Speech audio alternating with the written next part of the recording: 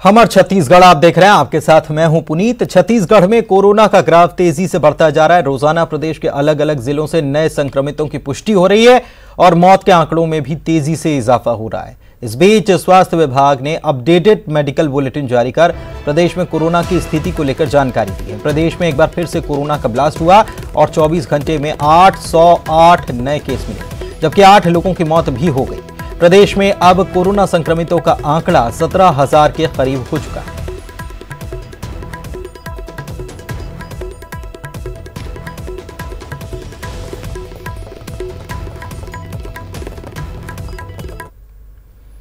और रायपुर से खबर आपको बताएं कि कोरोना संक्रमण को रोकने को लेकर एक बैठक रखी गई है। जनप्रतिनिधियों के साथ कृषि मंत्री रविंद्र चौबे बैठक कर रहे हैं। इसमें राज्यसभा सदस्य छाया वर्मा, महापौर एजाज ढेबर भी मौजूद हैं। जिला प्रशासन और स्वास्थ्य विभाग के अधिकारी भी इस बैठक में शामिल हैं। कैसे लगाम लगाई जाए, कैसे रोका जाए इस संक्रमण को, इसको लेकर यह बैठक हो रही है। काफी महत्वपूर्ण यह बैठक, क्योंकि कोरोना के मामले लगातार उनमें इजाफा होता हुआ देखा जा रहा है और ऐसे में इसकी रोकथाम के लिए इसको कैसे कंट्रोल किया जाए, रोका कैसे जाए, इसको लेकर यह बैठक यहां पर हो रही है।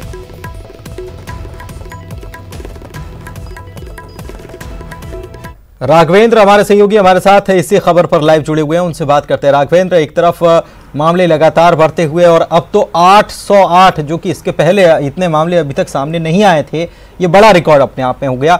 और दूसरी तरफ अब मंथन किया जा रहा है, एक बार फिर से बैठक की जा रही है कि कैसे संक्रमण पर रोक लगाई जाए। क्या चल रहा है बैठक में?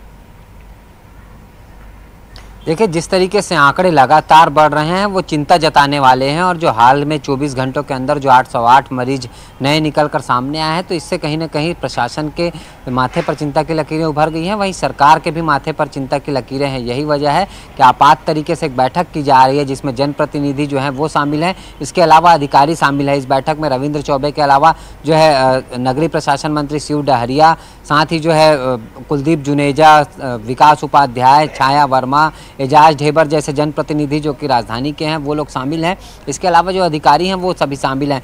सभी बैठकर ये चर्चा कर रहे हैं कि आखिर इसको रोका कैसे जाए और उसके लिए क्या प्रयास प्रशासन स्तर पर करना चाहिए और क्या प्रयास सरकार स्तर पर करना चाहिए। इस बात को लेकर जो है मंथन की जा रही है।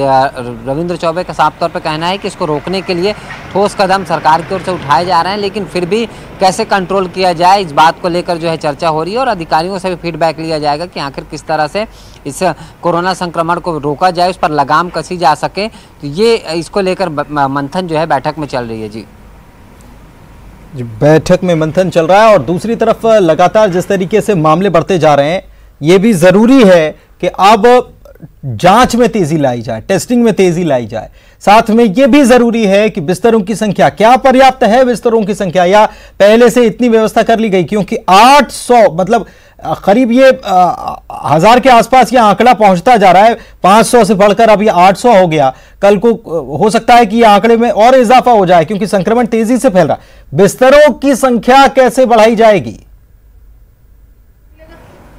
देखिए, बिस्तरों की संख्या जितनी है लगभग उतनी ही है। बहुत ज़्यादा नए व्यवस्था जो है सरकार नहीं कर पा रही है। यही वजह है कि जो कम एक तरीके से जिनमें कम लक्षण वाले मरीज हैं उनको उस तरीके से एम्स में या दूसरे बड़े अस्पताल में भर्ती नहीं किया जा रहा है, बल्कि जो छोटे अस्पताल चिन्हित किए गए हैं वहाँ पर भर्ती किया जा रहा है। और जो गंभीर किस्म के मरीज हैं उनको ही एम्स या फिर मेकाहारा अम्बेडकर हॉस्पिटल का जो वार्ड है वहाँ पे भर्ती किया जा रहा है। इस तरीके से कोशिश की जा रही है कि जो ज़्यादा गंभीर मरीज हैं उनको तत्काल भर्ती किया जाए और बाकी के मरीजों को अब जो है जैसे पहले तेज गति से लेकर जाते थे उनको एम्बुलेंस में, वो भी चीज़ें कम होती जा रही, बल्कि बसों में, सिटी बसों में भी भेजा जा रहा है, जो कि कम एक तरीके से जो कम गंभीर मरीज हैं उनको। तो ये अगर बात कर ली जाए बेड की संख्या, तो वो उस तरीके से अब नहीं है। जाहिर तौर पर लगातार मरीजों की संख्या बढ़ रही है। ऐसे में बेड बढ़ाना जो है एक बड़ी जिम्मेदारी भी है और बड़ी चिंता भी है। हालांकि इससे निपटने के प्रयास सरकार द्वारा किए जा रहे हैं, बावजूद इसके पर्याप्त नहीं माना जाएगा, क्योंकि कहीं ना कहीं। शुक्रिया आपका इस जानकारी के लिए। आगे बढ़ते हैं। जशपुर से खबर है, एक ही परिवार के 13 लोग यहां पर कोरोना पॉजिटिव हो गए। पत्थलगांव में एक ही परिवार के 13 लोग कोरोना पॉजिटिव पाए गए। सभी को इलाज के लिए अस्पताल में भर्ती करा दिया गया। पत्थलगांव नगर पंचायत क्षेत्र को कंटेनमेंट जोन घोषित कर दिया गया है, जब खबर मिली कि एक ही परिवार के सभी 13 लोग कोरोना पॉजिटिव है।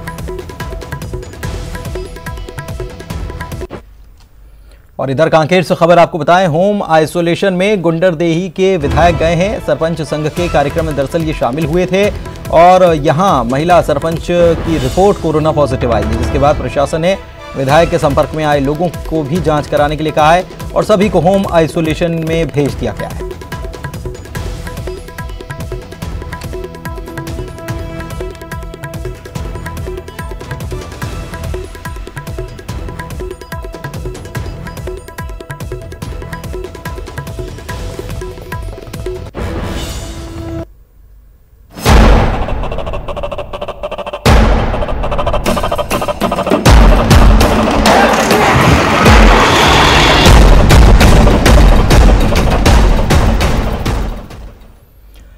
छत्तीसगढ़ में बारिश ने लोगों का हाल बेहाल कर रखा है। कई जिलों में बारिश से लोग खासे परेशान हैं, तो वहीं मौसम विभाग ने प्रदेश में फिर से चेतावनी जारी कर दी। मौसम विभाग ने ऑरेंज अलर्ट जारी करते हुए बीजापुर में भारी बारिश की चेतावनी जारी की है। इस तबाही वाली बारिश से जगदलपुर, सुकमा, बिलासपुर, मुंगेली में लोग परेशान हैं और जिंदगी की जद्दोजहद में लगे हुए।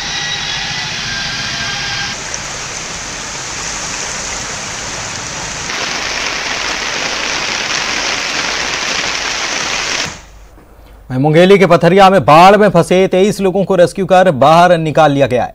कल से अपने घर की छत पर मदद का इंतजार कर रहे लोगों को सकुशल बाहर निकाल लिया गया। रायपुर से आई एसडीआरएफ की टीम ने मोटर बोट की मदद से सभी को बाहर निकाला है। इसके साथ ही और भी लोगों को सुरक्षित बाहर निकालने में टीम जुटी हुई है।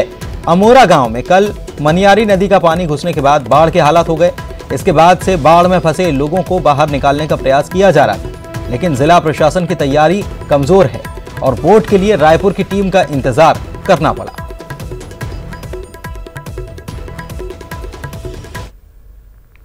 इधर मुंगेली की एक और तस्वीर भी दिखाते हैं, जहां पर बारिश का पानी जमकर कहर बरपा रहा है। लोरमी इलाके के वनांचल के गांव में कुछ नजर आ रहा है तो वो है सिर्फ पानी, पानी और पानी। खुडिया वनांचल के दर्जनों गांव पानी में डूब चुके हैं। 50 से अधिक कच्चे मकान ढह गए। इन गांवों का संपर्क ब्लॉक मुख्यालय से टूट गया और बड़ी परेशानियों से यहां रहने वाले बैगा आदिवासी इस आपदा से जिंदगी की जंग लड़ रहे हैं। ये बाढ़ पीड़ित नाव से पीने का पानी लाने की जद्दोजहद में लगे हैं। परसाहापारा, मंजूरहा, डंगनिया, बिजरा कछार समेत दर्जनों ऐसे गांव हैं जो यहां पर खाने पीने के लिए लोगों को अब मशक्कत करनी पड़ रही है।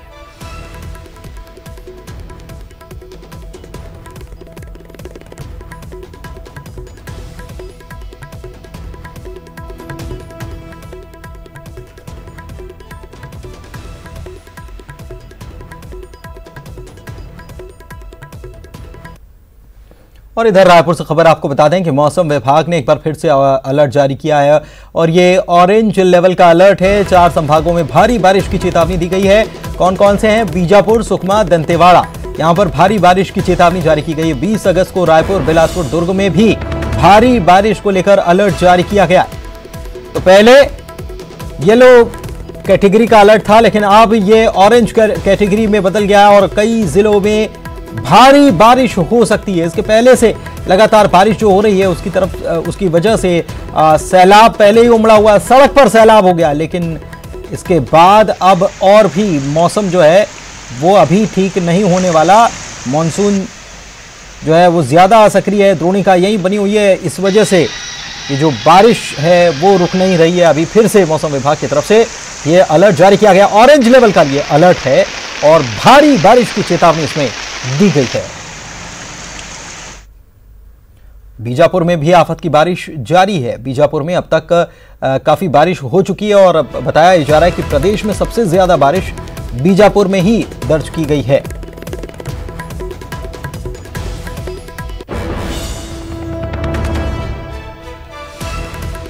तो आफत की बारिश जारी है। सबसे ज्यादा बारिश पहले ही बीजापुर में, पूरे प्रदेश के अगर तुलनात्मक देखा जाए तो सबसे ज्यादा बारिश बीजापुर में हुई है और काफी नुकसान यहां पर हो चुका है। कई लोगों के घर तबाह हो गए हैं, कई फसलें भी जो हैं वो पानी पानी हो गई हैं, लेकिन इसके बावजूद अभी भी मौसम विभाग की तरफ से चेतावनी जारी की गई और यहां पर ऑरेंज लेवल का अलर्ट यानी भारी बारिश की बात कही जा रही। तो ऐसे में आफत की बारिश जारी है और लोगों के लिए बड़ी परेशानी का सबब ये बन रही है। वहीं बिलासपुर में भी लगातार बारिश की वजह से तखतपुर के नदी नाले उफान पर आ गए और तखतपुर नगर समेत विकासखंड के ग्राम पंचायत चितावर के आश्रित गांव चाणकपुर क्षेत्र जलमग्न हो गया। 20 से अधिक घर डूब गए। 100 से ज्यादा लोग फंसे हुए हैं जिन्हें प्रशासन की टीम के द्वारा रेस्क्यू कर निकाला जा रहा है। बढ़ते जल स्तर को देखते हुए प्रशासन ने मनियादी नदी के किनारे बसे वार्डों को खाली कराया। प्रशासन लगातार प्रभावित इलाकों से लोगों को रेस्क्यू करने की कोशिश में है। वार्ड में फंसे लोगों को निकालने के लिए बोट की मदद ली जा रही है। तखतपुर विकासखंड के लगभग 16 गांव के बाढ़ प्रभावितों को निकालने के लिए रेस्क्यू टीम तहसील प्रशासन की ओर से लगाई गई है और राहत टीम बचाव कार्य के लिए जुटी हुई है।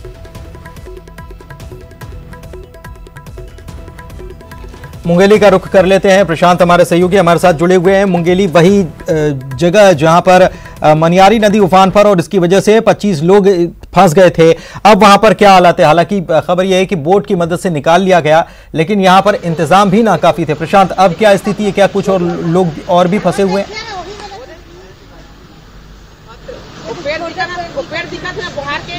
जी पुनीत, मैं बता दूं कि मनियारी नदी का पानी पथरिया इलाके के अमोरा गांव में घुस गया था, जिसके बाद से बहुत से लोग वहां फंसे हुए थे और कल रात से 25 लोग जो हैं अमोरा के घर की छत में फंसे हुए थे, जिन्हें रेस्क्यू कर आज सुबह निकाला गया है। एसडीआरएफ की टीम रायपुर से आई हुई थी, जिनके मदद से इनको बाहर निकाला गया। इसके साथ साथ केसरुआडी एक गांव है जहां से 25 लोगों को बाहर निकाला गया है। इस तरह लगातार जो जिला प्रशासन है उसके रेस्क्यू का कार्य जारी है और लगातार जहां से भी जैसे जानकारी मिल रही है, लोगों को बाढ़ के पानी से बाहर निकालकर सुरक्षित स्थान में पहुंचाने की कार्य जिला प्रशासन के द्वारा किया जा रहा है। जी, लगातार बारिश भी हो रही है। इस बीच भारी बारिश का अलर्ट फिर से जारी हो गया है, ऑरेंज स्तर का अलर्ट है।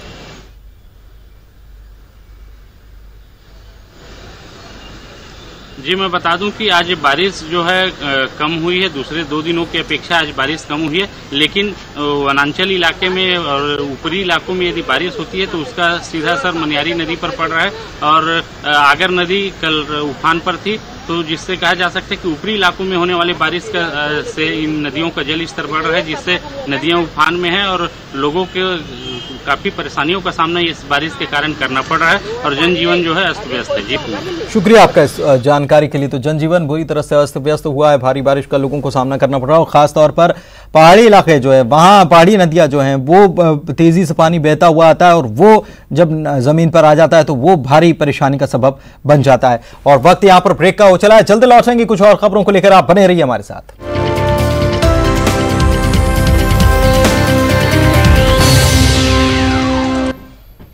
ब्रेक के बाद आपका स्वागत है। 25 अगस्त से छत्तीसगढ़ विधानसभा का मॉनसून सत्र शुरू होने वाला है। विधानसभा सचिवालय ने सत्र की तैयारियां तेज कर दी हैं। सोशल डिस्टेंसिंग का पालन करने के लिए यहां पर ग्लास पार्टीशन लगा दिए गए। अतिरिक्त बैठक क्षमता के लिए 11 नई कुर्सियां भी लगाई गई हैं। मंत्रियों और विधायकों के साथ केवल एक स्टाफ को विधानसभा में प्रवेश की अनुमति दी गई है। इस बार दर्शक दीर्घा और अध्यक्षीय दीर्घा में प्रवेश नागरिक नहीं कर पाएंगे। मीडिया के लिए विधानसभा ऑडिटोरियम में प्रवेश की व्यवस्था होगी।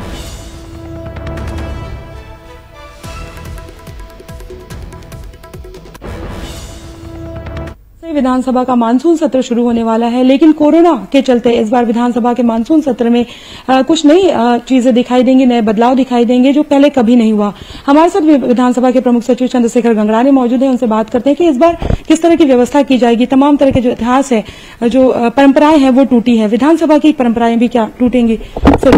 विधानसभा का सत्र 25 अगस्त से प्रारंभ हो रहा है और चूंकि कोरोना संक्रमण को देखते हुए उससे बचाव के लिए कई प्रयास हम यहाँ उपाय कर रहे हैं। और उसमें सबसे पहला उपाय तो यह है कि जो सदन में बैठक व्यवस्था में परिवर्तन किया गया है, कुछ अतिरिक्त चेयर्स लगाई गई हैं और सभी 2 चेयर के बीच में ग्लास का पार्टीशन किया जा रहा है ताकि विधायकों के बीच में एक दूसरे से संक्रमण से रोका जा सके। और इसके लिए अलावा एंटी बैक्टीरियल सरफेस कोटिंग कराई जा रही है ताकि वो 3 महीने के लिए वैलिड रहती है और इस बीच वो हिस्सा जहां पर वो सरफेस कोटिंग कराई जाएगी वो संक्रमण से मुक्त रहेगा। इसके अलावा मेंबर्स के विधानसभा आगमन के टाइम पे उनका टेम्परेचर लेवल टेस्ट किया जाएगा, ऑक्सीजन लेवल टेस्ट किया जाएगा और इस बात का प्रयास किया जाएगा कि कोरोना के संक्रमण को देखते हुए यहाँ पर हम हमारी सहयोगी से खबर पर लाइव जुड़ी हुई है, उनसे बात करते हैं। ममता, इस बार बिल्कुल जब सत्र शुरू होगा तो बिल्कुल अलग नज़ारा देखने को मिलेगा। सभी विधायक के चेहरे पर मास्क लगाए हुए होंगे और साथ ही अंदर व्यवस्थाएं भी माकूल कर दी गई हैं। आप बात भी कर रही थी तो बताया कि वहां पर कितनी व्यवस्थाएं की गई हैं ताकि संक्रमण से बचाया जा सके।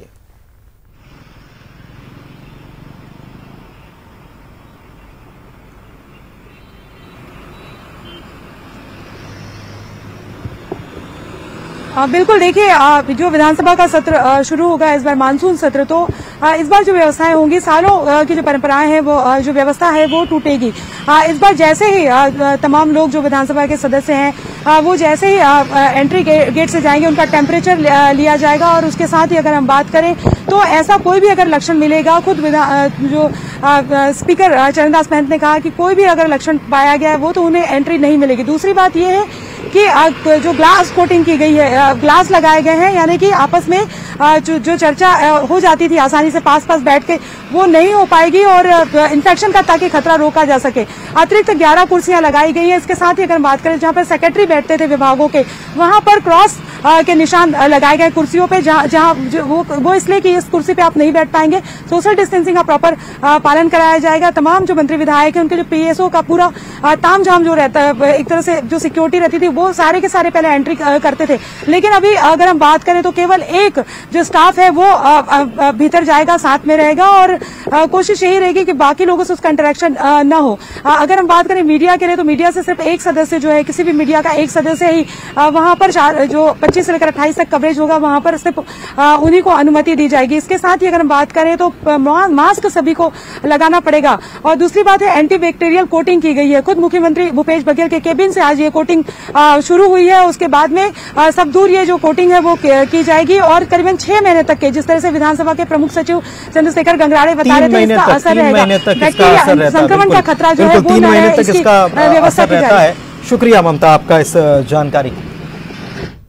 तो अब उम्मीद की जानी चाहिए कि जिस तरीके से ये विधानसभा में जब माननीय पहुंचेंगे तो यहाँ ध्यान रखा जा रहा है, बाहर भी जब कार्यकर्ताओं से मिलेंगे, जो पार्टी के कार्यक्रम होते हैं उसमें भी इसी तरीके से ध्यान रखा जाएगा, संक्रमण से बच सकते हैं। पूर्व प्रधानमंत्री राजीव गांधी की जयंती पर कांग्रेस 2 बड़े आयोजन करने जा रही है। इस कार्यक्रम में होने वाले आयोजन को लेकर प्रदेश कांग्रेस अध्यक्ष मोहन मरकाम ने जानकारी दी।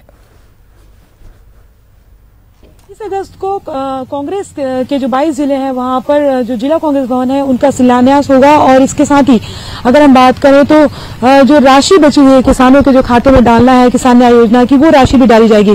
पीसीसी अध्यक्ष मोहन मरकाम हमारे साथ मौजूद है, उनसे बात करते हैं कि किस तरह की तैयारियां हैं। सर, कल 2 बड़े आयोजन है। आधुनिक भारत के स्वप्नदृष्टा पूर्व प्रधानमंत्री श्रद्धेय राजीव गांधी जी के जन्म दिवस पर कल 22 जिलों में जिला कांग्रेस कमेटी राजीव भवन का भूमि पूजन हमारी नेता राष्ट्रीय अध्यक्ष आदरणीय सोनिया गांधी जी, आदरणीय राहुल गांधी जी, आदरणीय पीएल पुनिया जी, आदरणीय मुख्यमंत्री भूपेश बघेल साहब और सभी वरिष्ठ जनों के उपस्थिति में वीडियो कॉन्फ्रेंसिंग के माध्यम से भूमि पूजन होगा। हमारे लिए ऐतिहासिक दिन कल होगा क्योंकि 22 जिलों में कांग्रेस भवन के कार्यालयों का भूमि पूजन होगा और कल ही 1500 करोड़ रुपया जो किसान न्याय राजीव गांधी किसान न्याय योजना की राशि भी कल दी जाएगी। गोबर की जो खरीदी का उसका भी राशि जारी की जाएगी। उसके साथ साथ 232 करोड़ रुपया तेंदुपत्ता का बोनस भी दिया जाएगा। तो कल का दिन हम सबके लिए ऐतिहासिक दिन होगा। हम कांग्रेस जन बहुत ज्यादा गौरवान्वित महसूस भी कर रहे हैं क्योंकि कल का दिन हम सबके लिए बहुत खुशी का दिन होगा। जाहिर तौर पर कल जो कांग्रेस भवन है, जिला कांग्रेस भवन करीबन 22 जिलों में उसका शिलान्यास होगा और दूसरी बात यह है कि जो किसान न्याय योजना है उसकी दूसरी किस्त किसानों के खाते में डाली जाएगी। लेकिन इसके साथ ही अगर हम बात करें इन सब जो आयोजनों के बीच में जो सियासत है वो भी जारी है क्योंकि भारतीय जनता पार्टी लगातार इन मसलों को लेकर सरकार को निशाने पर लिया है। कैमरा पर्सन सुरेश पासी के साथ Mamta Lanjewal, news 18 Chhattisgarh, Raipur. Reliance Retail Ventures Limited ने ई फार्मेसी कंपनी नेटमेट्स का बड़ा हिस्सा खरीद लिया है। ये डील 620 करोड़ रुपए में हुई है। नेटमेट्स को विटालिक हेल्थ प्राइवेट लिमिटेड और इसकी सहायक कंपनियों के समूह के नाम से जाना जाता है, जिसमें RRVL ने विटालिक हेल्थ प्राइवेट लिमिटेड की 60% हिस्सेदारी खरीदी है, जबकि इसकी सहायक company Trisara health private limited में 100%, नेटमेट्स मार्केट प्लेस लिमिटेड में भी 100% हिस्सेदारी और दाधा फार्मा डिस्ट्रीब्यूशन प्राइवेट लिमिटेड में 100% हिस्सेदारी खरीद ली है। रिलायंस रिटेल की डायरेक्टर ईशा अंबानी ने कहा है कि निवेश से सभी को डिजिटल सेवा देने में मदद मिलेगी और सस्ती हेल्थ केयर सुविधा को बढ़ावा मिलेगा। वहीं RRVL से करार पर नेटमेट CEO ने कहा है कि उनके लिए गर्व का समय है।